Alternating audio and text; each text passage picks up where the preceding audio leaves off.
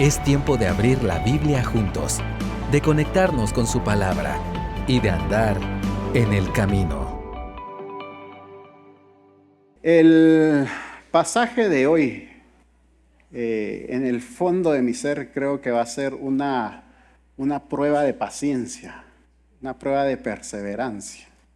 Y desde ya les agradezco esa paciencia, porque es un pasaje un poquito largo, un poquito bastante largo. Lo bueno del pasaje de hoy es que es una historia también bastante conocida. Si alguien aquí ha visto la serie, la está viendo, The Chosen o Los Elegidos, y van al día, seguro ya tienen imágenes en su mente del pasaje que estaremos viendo hoy. Me tomé la libertad de dividir el pasaje de hoy en 4 episodios, ahí en honor a series de televisión. 4 episodios, los cuales, como toda buena serie, las vamos a ver todas de una vez, de un solo. Y ojalá sea como cuando uno ve una buena serie y no puede parar, y pone el siguiente y él pone el siguiente y dan las 2 de la mañana. Y como toda buena serie también tenemos una recapitulación de lo que ha sucedido anteriormente.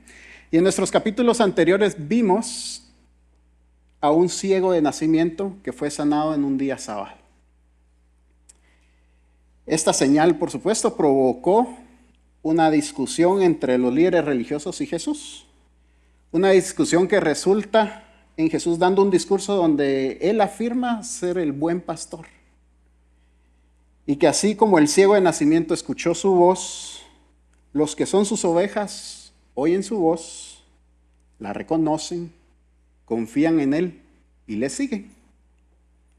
Esta afirmación vuelve a provocar discusiones entre los líderes y así nos vamos como en una escalada, hasta que llega el punto donde los líderes lo que quieren hacer es apedrear a Jesús. Dice el capítulo 10, versículo 39, que Jesús se les escapa de entre las manos y se va al otro lado del Jordán, y así llegamos a nuestro capítulo de hoy, Juan capítulo 11, versículos del 1 al 44. Juan capítulo 11, del 1 al 44. Y leeré la historia para ustedes una vez. Yo quisiera que la puedan seguir en sus Biblias. Y luego, como les había mencionado, vamos a dividirla en 4 episodios. Dice entonces Juan capítulo 11, versículo 1. Estaba enfermo cierto hombre llamado Lázaro, de Betania, la aldea de María y de su hermana Marta. María, cuyo hermano Lázaro estaba enfermo, fue la que ungió al Señor con perfume y le secó los pies con cabellos. Las hermanas entonces mandaron a decir a Jesús: Señor, el que tú amas está enfermo. Cuando Jesús lo oyó, dijo: esta enfermedad no es para muerte, sino para la gloria de Dios, para que el Hijo de Dios sea glorificado por medio de ella. Y Jesús amaba a Marta, a su hermana y a Lázaro. Cuando oyó, pues, que Lázaro estaba enfermo, entonces se quedó 2 días más en el lugar donde estaba. Luego, después de esto, dijo a sus discípulos: vamos de nuevo a Judea.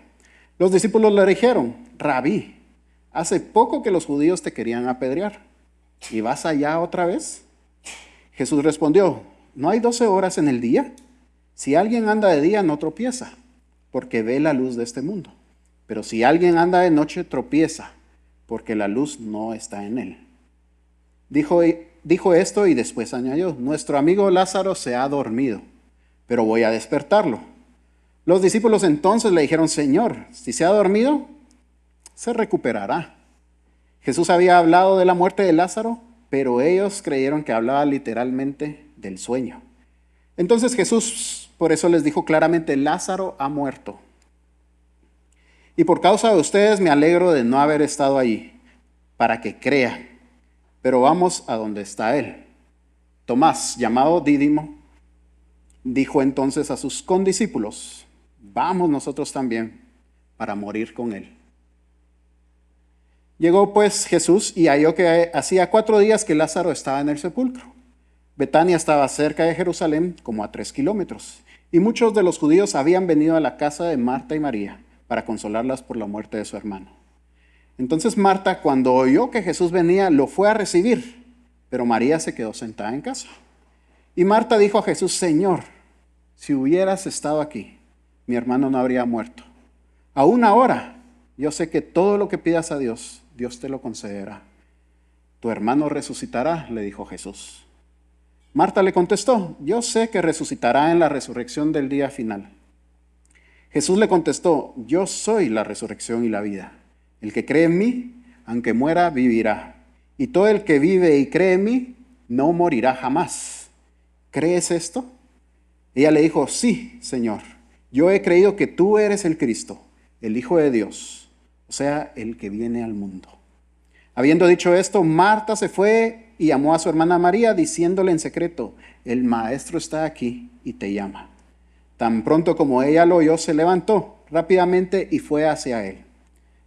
Porque Jesús aún no había entrado en la aldea, sino que todavía estaba en el lugar donde Marta lo había encontrado. Entonces los judíos que estaban con ella en la casa consolándola, cuando vieron que María se levantó de prisa y salió, la siguieron, suponiendo que iba al sepulcro a llorar ahí. Al llegar María donde estaba Jesús, cuando lo vio, se arrojó a sus pies diciendo: Señor, si hubieras estado aquí, mi hermano no habría muerto. Y cuando Jesús la vio llorando, y a los judíos que vinieron con ella llorando también, se conmovió profundamente en el espíritu y se entristeció. ¿Dónde lo pusieron?, preguntó Jesús. Señor, ven y ve, le dijeron. Jesús lloró. Por eso los judíos decían: miren cómo lo amaba. Pero algunos de ellos dijeron: ¿no podía este, que abrió los ojos del ciego, haber evitado también que Lázaro muriera? Entonces Jesús, de nuevo profundamente conmovido, fue al sepulcro. Era una cueva y tenía una piedra puesta sobre ella. Quiten la piedra, dijo Jesús. Marta, la hermana del que había muerto, le dijo: Señor, ya huele mal, porque hace 4 días que murió. Jesús le dijo: ¿no te dije que si crees verás la gloria de Dios? Entonces quitaron la piedra. Jesús alzó los ojos y dijo: Padre, te doy gracias porque me has oído. Yo sabía que siempre me oyes, pero lo dije por causa de la multitud que me rodea, para que crean que tú me has enviado. Habiendo dicho esto, gritó con fuerte voz: Lázaro, sal fuera. Y el que había muerto salió, los pies y las manos atadas con vendas y el rostro envuelto en un sudario. Jesús les dijo: desátenlo y déjenlo ir. Es importante darse cuenta que esta maravillosa historia sobre Lázaro no se trata solo de Lázaro, también se trata de Jesús. El capítulo, comienza con los discípulos advirtiendo a Jesús que no regrese a Judea. Y el capítulo terminará con el sumo sacerdote Caifás declarando que un hombre debe morir por el pueblo. Y el primer episodio lo componen los versículos del 11 al 16. Y le he denominado La espera. Y estoy seguro que todos hemos vivido episodios así en algún momento de nuestra vida. O quizás estamos ahora mismo viviéndolos. Y son aquellas etapas de la vida donde estamos a la expectativa de lo que sucederá. Estamos a la espera de una respuesta o de una acción. Lo complejo de este tipo de episodios es quedarse sentado y esperar. Porque rápidamente nuestra mente se inunda de preguntas. ¿Por qué no ha llamado? ¿Por qué no ha hecho lo que dijo que iba a hacer? ¿Por qué no ha mandado aquello? ¿Por qué no me han dado una respuesta? ¿Por qué la medicina no está funcionando? ¿Por qué mi oración no es contestada? Y esta espera, este tipo de episodios provoca frustración, pues parece que nada está sucediendo. Son momentos donde parece que Dios está ignorando nuestras oraciones y no nos da la solución adecuada o la solución que nosotros quisiéramos. Es una etapa francamente que se vuelve cansada, se vuelve lenta. Incluso muchos de estos episodios no concluyen con un final feliz, o al menos todavía no lo tienen en nuestro presente. Y aunque a veces lo sintamos así, estamos seguros que Dios no está jugando con nosotros. No se dedica a frustrarnos ni nada por el estilo. Y sin embargo, sus caminos no son nuestros caminos. Y su tiempo no es nuestro tiempo. Y uno de los recordatorios más llamativos de esto se encuentra en el versículo 6 del pasaje que tenemos hoy. Cuando Jesús recibe el mensaje de las dos hermanas, un grito de ayuda, la llamada de emergencia, ven pronto, Lázaro está enfermo. Y a pesar de ese llamado de emergencia, Jesús se quedó en donde estaba durante 2 días. No se lo mencionó a sus discípulos, no hizo ningún preparativo para irse, no envió ni siquiera un mensaje de regreso. Vamos en camino. En buen chapín, ahorita llego.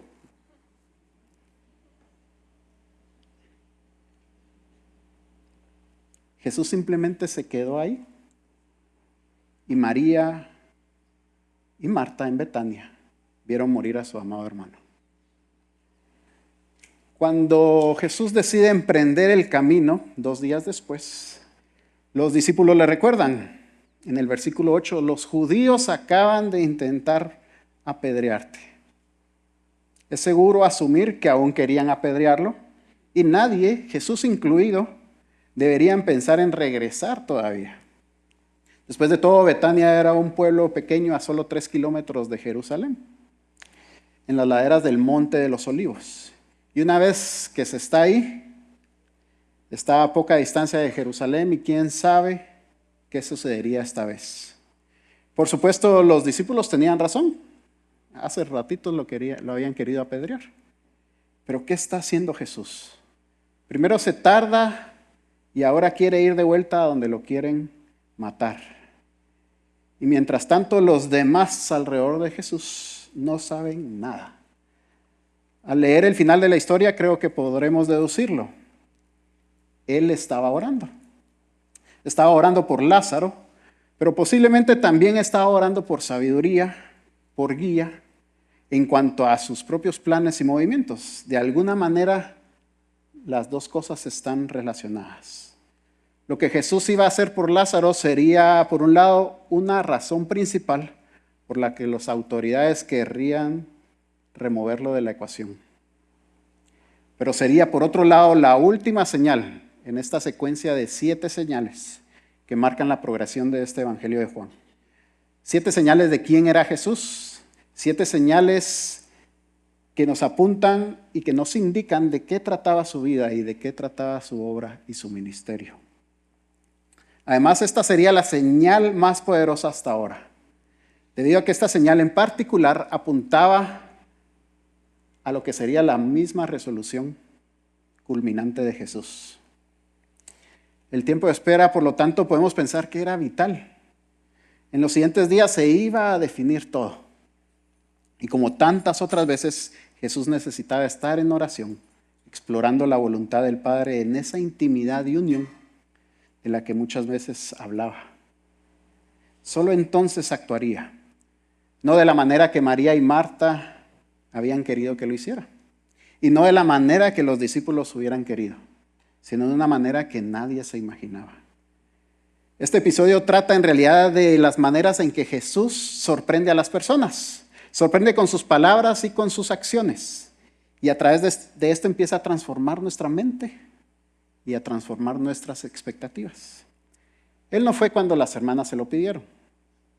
Finalmente fue, aunque los discípulos le advirtieron que no lo hiciera. Habla de Lázaro en términos de estar dormidos cuando en realidad estaba muerto. Y en la mitad de este episodio les dice a sus discípulos un extraño refrán: que las personas que caminan de día no tropiezan, pero las personas que caminan en la oscuridad sí.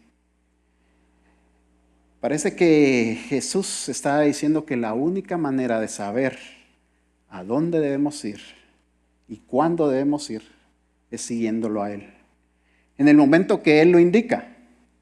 Aunque muchas veces esto haga cortocircuito en nuestra mente, si intentamos guiar nuestro rumbo por nuestro propio entendimiento, tropezaremos, porque estaremos en la oscuridad. Pero si nos mantenemos cerca de Él y vemos la situación desde su punto de vista, incluso si eso significa días o años de incertidumbre, de espera, preguntándonos por qué parece que nada está sucediendo, seguro llegaremos al lugar correcto. El final de este pasaje nos presenta a uno de los grandes personajes secundarios de Juan, Tomás. Tomás es leal, Tomás es tenaz, Tomás es decidido. Tomás pone un pie delante del otro, siguiendo el mandato de Jesús.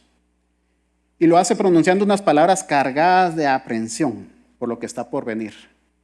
Vamos también nosotros y muramos con Él. No mueren con Él, por supuesto, o todavía no. Pero esta es sin duda la respuesta correcta. El episodio de la espera es justamente eso. Un periodo de silencio. Un tiempo que parece que no avanza, que no se mueve. En nuestras esperas hay muchas cosas que no entendemos. Y nuestras esperanzas, nuestros sueños, nuestros planes a menudo se ven frustrados. Pero a pesar de que este no es un episodio tan bonito, tan agradable, sí podemos ver pinceladas de esperanza. Si trasladamos este episodio a nuestra vida, podemos entender que si vamos con Jesús, aunque no tengamos mayor información, aunque no tengamos un panorama claro, aunque no tengamos una respuesta explícita, si nos acercamos a Jesús en oración y confianza, incluso si nos dirigimos a las fauces de la muerte, estaremos caminando en la luz. Mientras que si avanzamos arrogantes con nuestros propios planes y ambiciones, estaremos destinados a tropezar. La espera entonces nos invita a ser como Tomás. Pero si les pasa o les ha sucedido como a mí, y como creo que Tomás se sentía, es más una respuesta de resignación que una de convicción. Vamos pues, y ni modo, muramos con Él. Y aunque esta sea una respuesta correcta, no necesariamente elimina en nosotros la posibilidad de que tal vez haya otra manera. Y que tal vez hay otra alternativa. Y ese es nuestro siguiente episodio, de los versículos 17 al 27. Y le he llamado la posibilidad de un universo alternativo. ¿Y cuándo fue la última vez que cada uno de ustedes dijo un si tan solo? Si tan solo hubiera frenado antes. Si tan solo hubiera hecho más ejercicio. Si tan solo hubiera trabajado más duro. Hubiera estudiado más y no haber reprobado el examen. Si tan solo hubiera elegido un presidente diferente. Si tan solo hubiera actuado distinto. Y sea lo que sea, estamos familiarizados con la posibilidad de querer volver atrás en el tiempo. Soñar que películas como Volver al Futuro fueran una realidad. Movernos de un lado a otro en el tiempo, cambiar algo, hacer un ajuste por acá. Y que nuestro presente y nuestro futuro pudieran ser diferentes. Y por supuesto es un sueño melancólico, es una especie de nostalgia. No por el pasado como fue, sino por el presente que podría haber sido. Si tan solo el pasado hubiera sido poco distinto. Todo esto y mucho más se encuentra en este episodio. Y especialmente en el verso 21, Marta expresa justamente eso a Jesús. Si tan solo, si hubieras estado aquí. Ella sabe que si Jesús hubiera estado ahí, habría curado a Lázaro. Y ella también sabe que Jesús tardó al menos 2 días más en llegar de lo que ella esperaba.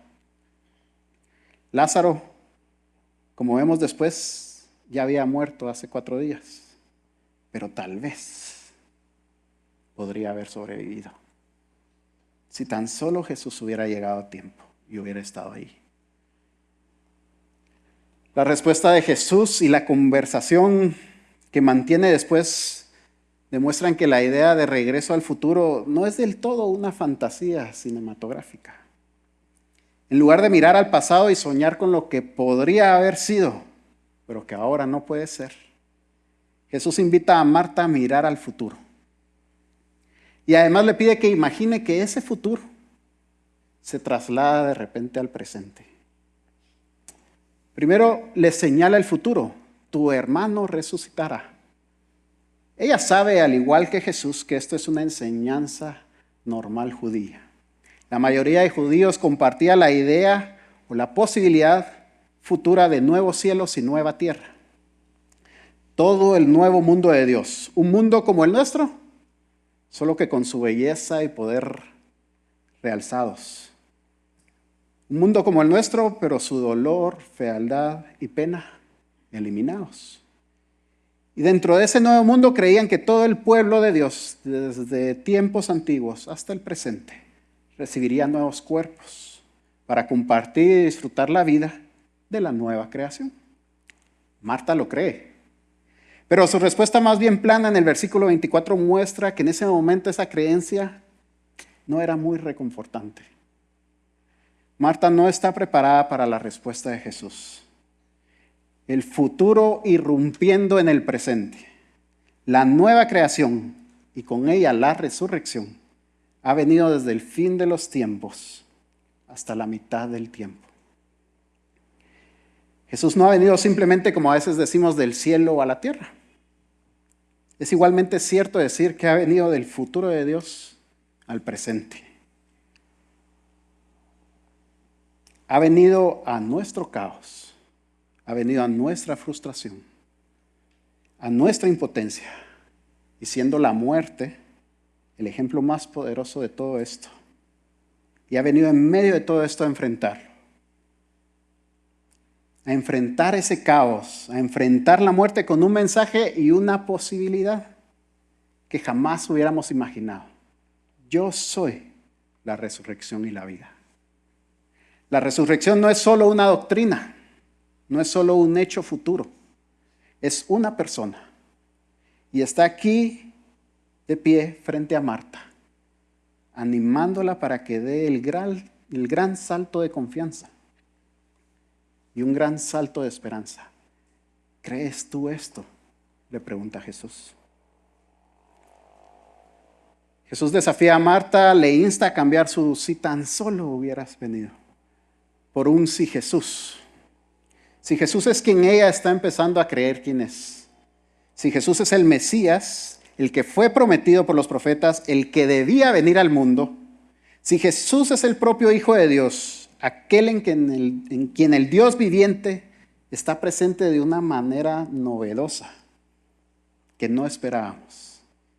Si Jesús es la resurrección en persona, entonces algo nuevo, algo inesperado va a suceder. Si confiamos y dependemos en Jesús y no en el hubiera, entonces preparémonos para ser sorprendidos. La historia se interrumpe en ese punto en el relato, manteniéndonos en suspenso, mientras Marta va a buscar a su hermana. Pero este suspenso está diseñado, entre otras cosas, para darnos un espacio para pensar en las mismas preguntas por nosotros mismos. Al final, este es un episodio en el que no es tan difícil identificarnos con los personajes o ponernos en el lugar de los personajes. Marta es la hermana activa, la que siempre está ocupada. Y María, más tranquila, más callada.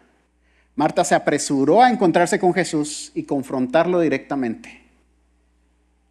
Muchos de nosotros tal vez podemos ser así. No podemos esperar. Debemos decirle a Jesús lo que pensamos y lo que pensamos de sus extraños métodos.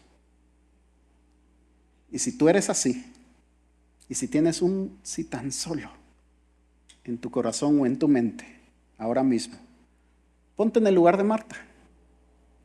Sal corriendo al encuentro de Jesús. Cuéntale tu problema. Pregúntale por qué no vino antes. ¿Por qué permitió que ocurriera esa cosa terrible? Y luego, prepárate para una respuesta sorprendente. No puedo predecir cuál será la respuesta, pero sí me atrevo a decir la forma en que esa respuesta adoptará. Jesús resolverá tu problema trayendo algo nuevo, algo sorprendente del futuro de Dios que irrumpirá en tu tiempo presente. Irrumpirá en el caos, irrumpirá en el dolor e irrumpirá con buenas noticias, con esperanza, con una posibilidad que no habías contemplado. Y la clave de todo, tanto ahora como en aquel entonces, es la fe. Jesús está estableciendo el reino de Dios, el nuevo mundo de Dios, pero no sucede automáticamente. No arrastra a todos con él. La clave para compartir el nuevo mundo es la fe. Creer que Jesús, creer en él, confiar que él es el Mesías de Dios. El que vino al mundo, a nuestro mundo, y nos encuentra en nuestro dolor, en nuestra tristeza, nos encuentra en medio de muerte. Y hace algo que jamás vimos venir. Y la pregunta se traslada a cada uno de nosotros. ¿Crees tú esto? Confiar en Jesús, tener fe en Él y en sus obras, esperar a que Él haga el primer movimiento, nos lleva por un camino asombroso. Este es nuestro tercer episodio, de los versículos 28 al 37, el recorrido. Un recorrido lleno de fe, lleno de esperanza, pero nada fácil. La muerte nos enfrenta con situaciones no solo personales, la manera en que cada uno de nosotros afronta una noticia como esa. Y nos afronta y saca a relucir ciertos comportamientos también culturales. Por ejemplo, la manera en que realizamos funerales ha variado a lo largo del tiempo y varía a lo largo de culturas. En muchas partes del mundo la gente todavía llora a sus muertos de la misma manera que lo hacía en los días de Jesús. Hay procesiones, llevan el ataúd, lo llevan por las calles hasta el lugar del entierro o de la cremación. Hay música triste y el dolor de una persona se comunica, se transmite a otra. Es parte de esa característica humana en donde estamos con alguien triste y nos podemos identificar. Y esa tristeza se contagia. En otras culturas, sobre todo en el mundo occidental moderno, hemos aprendido a ocultar nuestras emociones. En muchas ocasiones hemos aprendido que llorar es malo. En los funerales es muy frecuente ver a personas más ocupadas en preparativos, haciendo llamadas, haciendo algún mandado, decidiendo sobre qué ropa ponerse, etcétera, etcétera, que en realidad viviendo sus emociones, que en realidad transitando ese camino sin ocultar esas emociones o sin fingir que el dolor no existe. Y como para dejarlo bien claro, en este pasaje encontramos a Jesús llorando en el versículo 35. Es uno de los momentos más notables de todo el relato evangélico. Y no debemos pasar por alto los niveles de significado que Juan pretende que veamos en esas lágrimas. Para empezar, no deberíamos conformarnos con tratar las lágrimas de Jesús como evidencia de que era un ser humano real. Y no solo un ser divino que juega a ser humano. Eso es cierto, no cabe duda que Jesús fue 100% humano. Pero nadie en el mundo y en el tiempo de Jesús ponía en duda eso. Nadie en el mundo y en el tiempo de Jesús imaginaba que Jesús no fuera humano, de carne y hueso. Más bien, a lo largo del Evangelio de Juan, Él nos está diciendo algo mucho más sorprendente. Juan nos está diciendo que cuando miramos a Jesús, sobre todo cuando lo vemos llorando, no estamos viendo solo a un ser humano de carne y hueso, sino estamos viendo al Verbo hecho carne. El Verbo por medio del cual se hizo el universo y todo lo que existe, llorando ante la muerte de su amigo. Solo cuando nos detenemos y reflexionamos sobre esto, entendemos el misterio completo del Evangelio de Juan. Solo cuando reemplacemos nuestras imágenes preconcebidas de quién es Dios y las reemplacemos con las imágenes en las que el Verbo, la palabra de Dios, es capaz de llorar con el llanto del mundo, descubriremos lo que realmente significa la palabra de Dios. Aquel Rey soberano, Señor todopoderoso, recorriendo el camino de la humanidad. Jesús estalla en lágrimas en el momento en que ve a María y a todos los judíos con ella, llorando. Jesús lloró al ver el dolor que causa la muerte en el ser humano. Él llevó nuestras enfermedades, dijo el profeta, y sufrió nuestros dolores. Jesús no aparece de repente y declara que las lágrimas no vienen al caso. No lloren, porque Lázaro no está muerto, sino dormido. Jesús no tiene ninguna duda de lo que hará en breve y de lo que su Padre hará a través de él. Y sin embargo, no hay ningún sentido de triunfalismo, de alguien que llega con aires de suficiencia, con la fórmula secreta para demostrar cuán superior es. Más bien, es el varón de dolores, que conoce nuestra aflicción y pena, y que comparte esto con nosotros y recorre ese mismo camino hasta las lágrimas. Qué dolor despertó en el corazón de Jesús al ver a María y a la multitud. Solo podemos adivinarlo. Pero entre esas posibilidades debemos colocar no un dolor por otras muertes en el pasado, sino un dolor por una muerte que aún está por venir, la suya. Este pasaje nos señala las preguntas que se harían en el momento de la muerte de Jesús. ¿No podía el hombre que hizo tantas señales haber logrado que él mismo no tuviera que morir? ¿No podía el que salvó a tantos salvarse a sí mismo? Juan nos está dando la respuesta con 1000 pistas e imágenes a lo largo de su evangelio.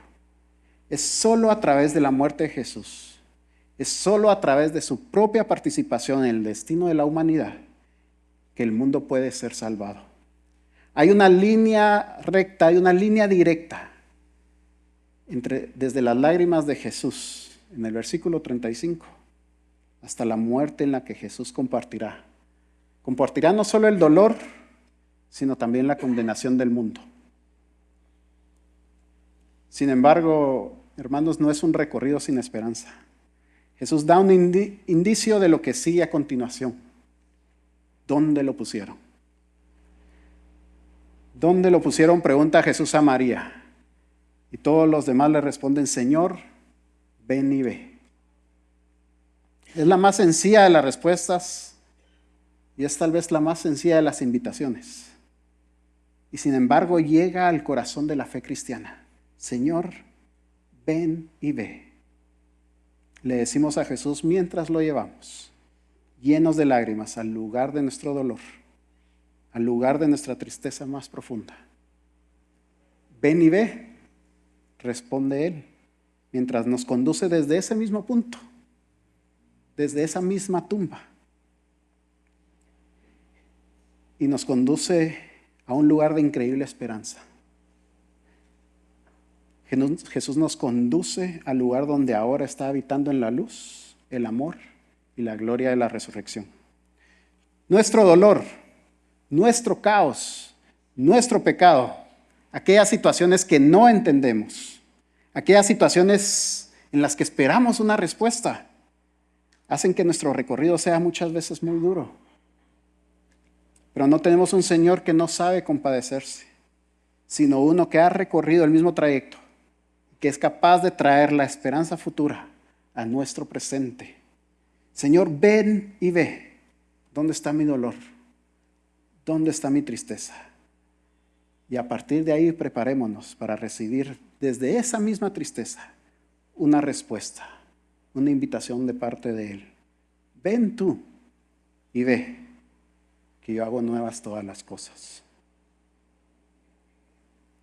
A este punto creo que el nombre del último capítulo es más que obvio: la respuesta. Y esta respuesta a veces llega de manera directa y otras veces hay que agarrar distintas piezas y darles pies y cabeza. Hace ya un buen tiempo platicábamos con algunos sobre arqueología. Y no es que yo sepa de arqueología ni nada por el estilo. Pero surgió el tema en sobremesa. Y sin embargo el enfoque de la plática eran preguntas. Preguntas que la realidad es que quedaron sin respuesta. ¿Cómo le hacen los arqueólogos para armar todo? ¿Cómo saben que este hueso va junto al otro? Y las dudas se hacían más difíciles cuando mencionábamos a los dinosaurios. Como humanos podemos animarnos a comparar. Yo digo que ahí va este huesito. Pero el dinosaurio, nadie sabe cómo eran. Nuestra idea viene del primer arqueólogo que armó el primer tiranosaurio. Seguro hay una respuesta para esto. ¿Hay alguna manera de unir las piezas que todo tenga sentido? Si alguien la sabe, le agradezco que me busque después y me saca de esta crisis existencial. Este último episodio es uno de los momentos más dramáticos de toda la historia de Jesús. Cuando Jesús resucitó a la hija de Jairo en Marcos 5, ordenó a casi todos que salieran de la habitación. Y cuando terminó les dijo que no se lo dijeran a nadie.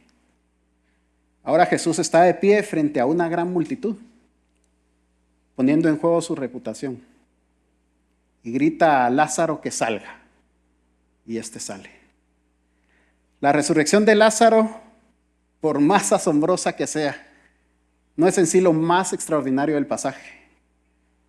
Lo más extraordinario es lo que no se dice, pero es lo que proporciona el vínculo entre las dos piezas de rompecabezas a las que nos enfrentamos, así como el arqueólogo intenta unir un fósil. Para empezar, tenemos un comentario sin respuesta de Marta. Marta, siempre inquieta, siempre ansiosa, queriendo hacer lo mejor que puede, incluso en momentos como ese. Maestro, Rabí, espérate, no puedes quitar esa piedra. Eso de plano ha de oler. Ufa. Marta sabe perfectamente bien que el cuerpo humano, particularmente en un clima cálido, comenzará a pudrirse. Y Juan no nos da una respuesta, no nos presenta una respuesta directa de Jesús, excepto con un comentario indirecto. Si ella cree, verá la gloria de Dios. Pero la pregunta queda en el aire, como quedaron las de arqueología. ¿Qué ha sucedido con el cuerpo de Lázaro? ¿Habrá comenzado a descomponerse? ¿Olerá? La otra pieza del rompecabezas es lo que Jesús dice cuando quitan la piedra. Jesús no ora para tener el poder de resucitar a Lázaro. Jesús agradece al Padre por haberlo escuchado. Y agrega una pequeña frase para querer mostrarle a todos los que están alrededor que deben creer en Él. ¿Cómo podemos unir estos dos fragmentos de evidencia y darles algún sentido? Juan parece que ha omitido, pero seguramente quiere que entendamos y que nos sorprenda aún más resolverlo, que cuando quitaron la piedra de la tumba, no había olor. En ese momento Jesús confirma que Lázaro no estaba muerto o que ya no estaba muerto. Su cuerpo no había comenzado a descomponerse. Todo lo que se requería ahora era una orden. Lázaro, sal fuera. Y él saldría. Y debemos reflexionar sobre cómo había llegado Jesús a este punto. Y solo hay una conclusión que podemos sacar. Y que es sorprendente. En esos 2 días de silencio, al otro lado del Jordán, antes incluso de contarles a los discípulos el problema o lo que estaba sucediendo, Jesús estaba orando. La Biblia no nos dice esto explícitamente. Tampoco indica por qué motivos oró. Pero en el versículo 41 podemos deducir, primero, que Jesús oró. Y segundo, les quiero proponer que Jesús oró para que todo esto fuera una señal para los demás. Posiblemente oró para que, aunque Lázaro muriera, fuera preservado de la corrupción. Orando para que cuando finalmente llegara a Betania, el cuerpo en la tumba estaría entero y completo, listo para ser llamado de nuevo a la vida. Y cuando quitaron la piedra, él supo que su oración había sido escuchada y contestada. Por supuesto, plantea otra pregunta que se cierne sobre esta historia. Los discípulos advirtieron a Jesús que volver a Judea era cortejar con la muerte.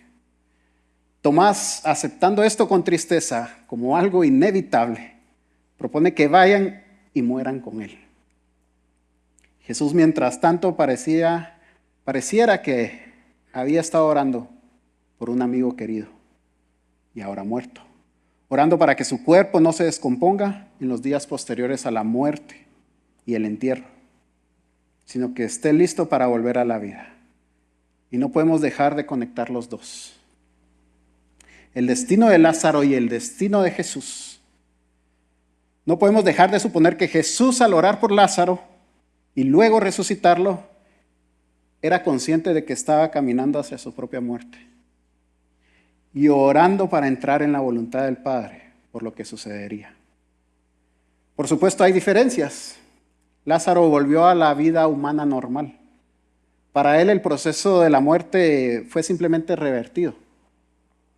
Aún podía volver a enfermarse. Un día volvería a morir. Pero el viaje que haría Jesús sería a través de la muerte y de ahí a una nueva clase de vida. Resucitar a Lázaro fue la respuesta de Dios a la oración de Jesús. Eso es una señal que apunta a algo mucho más grande. La muerte y resurrección de Jesús a una nueva creación, a una nueva clase de vida. Esa es la respuesta de Dios a nuestro problema, a nuestro caos más fuerte, nuestro propio pecado y nuestra propia maldad. Es a través de ese recorrido de Jesús hacia su muerte que hoy nosotros encontramos renovación, un nuevo corazón y acceso al redil del buen pastor. La muerte y resurrección de Jesús es esa esperanza futura.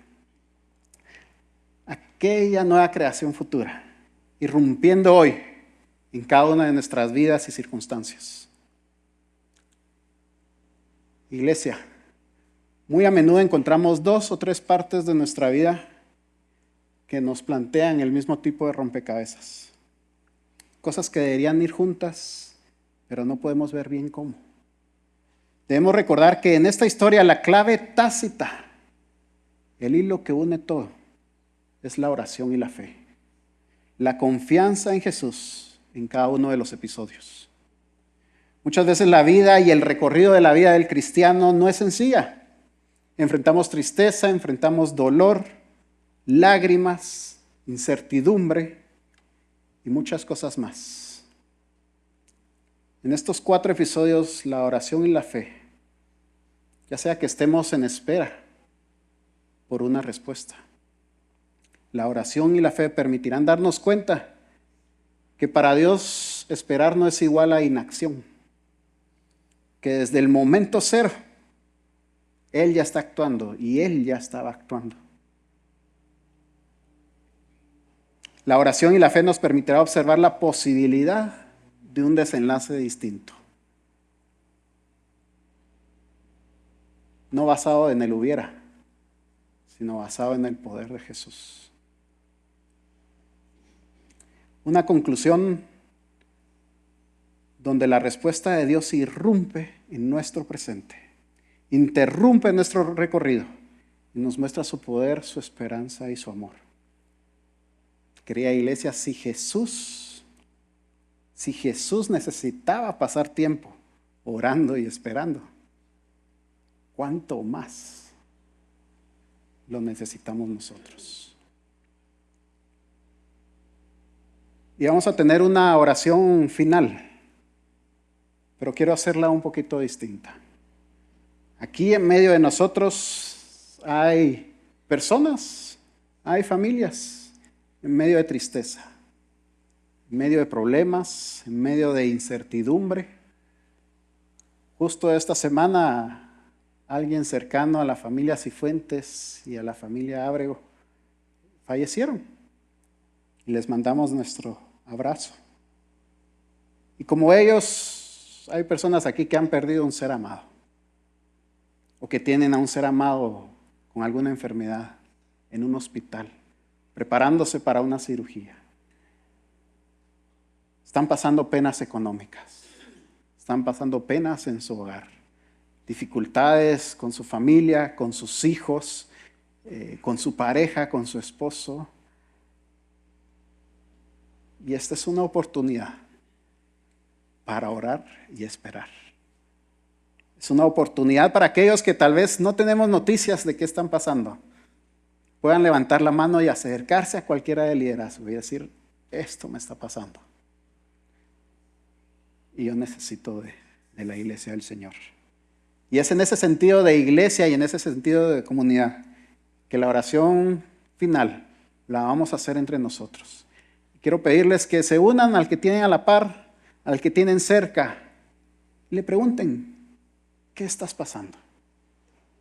¿Cuál es tu tristeza? ¿Cuál es tu dolor? Y le digan juntos al Señor, ven y ve. Ven y ve dónde estamos. Y preparémonos para una respuesta sorprendente. Demos un par de minutos y al finalizar, yo guiaré una oración final. Por favor, oremos, hermanos. Gracias por acompañarnos hoy. Esperamos que vuelvas y sigas conectado con la palabra. También te invitamos a que nos sigas en nuestras redes sociales. Hasta pronto.